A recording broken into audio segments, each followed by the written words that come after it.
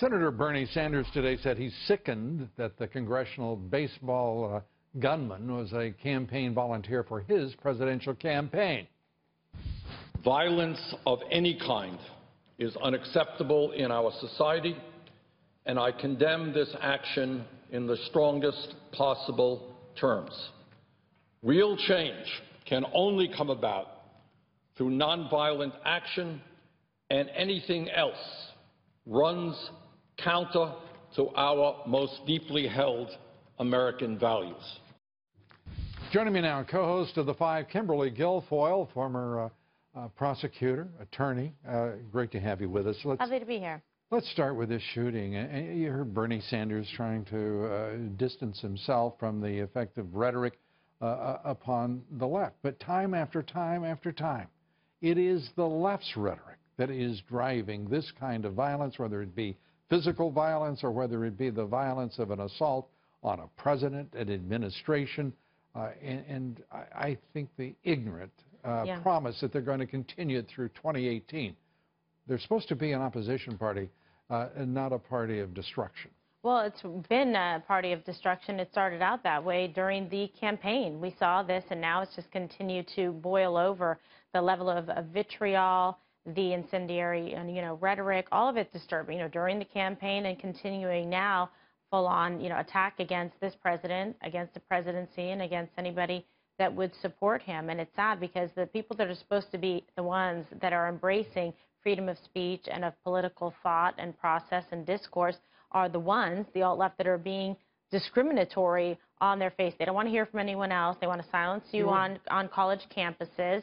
And it's now come to just a frothing over boil. Yeah. I mean, when you can drive in Colton off a campus, a woman of such strength and character and passion, you have shut down free speech in America.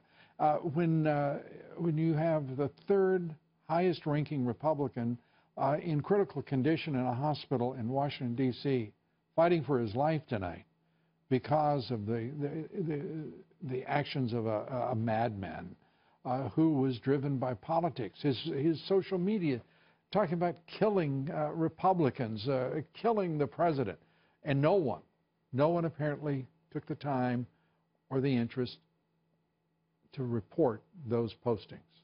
If they saw them, I won't accuse anyone of seeing them, but it's. But can you imagine and just being, sitting ducks there, and it's so sad and appalling what happened today, what's happening every day, in this country, and just the complete destruction of any kind of civility, of any kind of open-mindedness to be able to listen to another side, or even to really allow a U.S. government and a president, someone who won the office fair and square, to try and function and govern.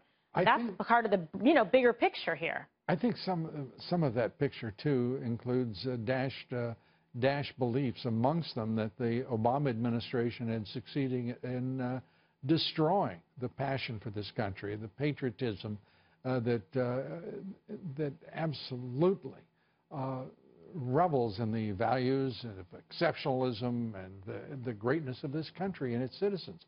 I think that the left was so disappointed. They thought the country they had taken over, and then to find that there still was America. I think it just well, they've made it almost like a cardinal sin to be patriotic, to want to love the country or to see the president succeed.